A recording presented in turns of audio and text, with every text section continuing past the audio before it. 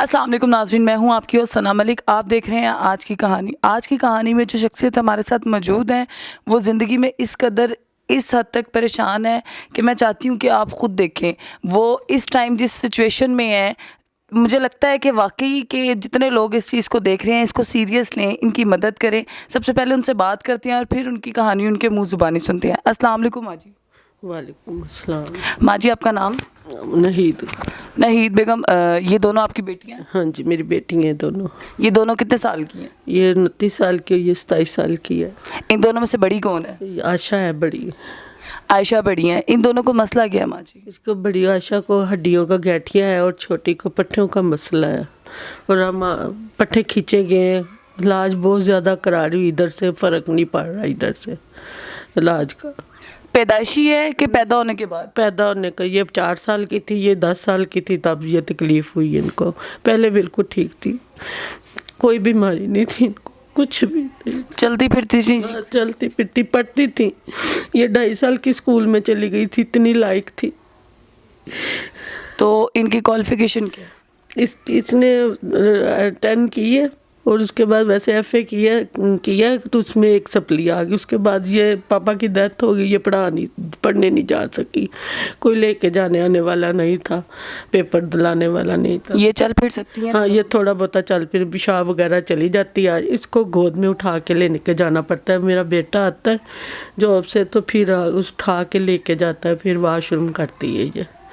माँ जी, इतने साल से आप इनको संभाल रही हैं, तो मतलब अब क्या ऐसी सिचुएशन आई कि आप मजबूर हो गई हैं कैमरे के सामने आने के लिए? मैं मजबूर हो गई कि अब इनके पापा भी नहीं और मेरा बेटा अकेला, बहुत सैलरी कम है और हमारा ना किराया बिल भी नहीं होता। और इनकी सपोर्ट के लिए कोई लड़की है मेरे पास, इतने वसाइल कि मैं इनके लिए कोई लड़कियाँ रख लूँ, कोई हेल्प करने के लिए। वो मेरे खुद हड्डियों में दर्द शुरू हो गई है।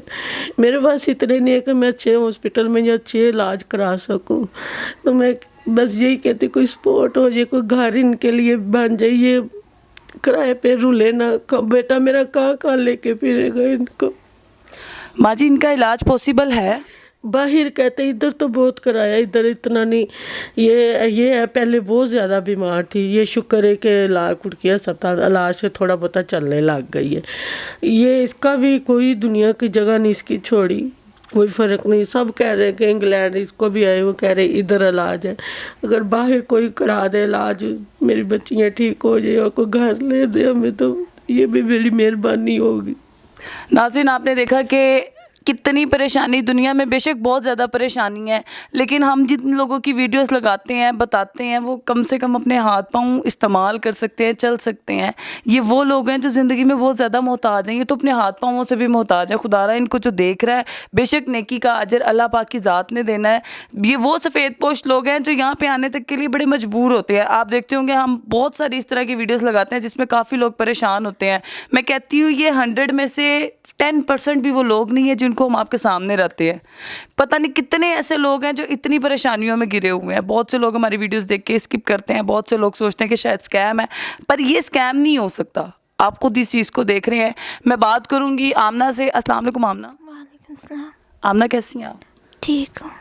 आमना, क्या ज़िंदगी की ख्वाहिशात हैं? क्या सोचा था कि ज़िंदगी में क्या करना है?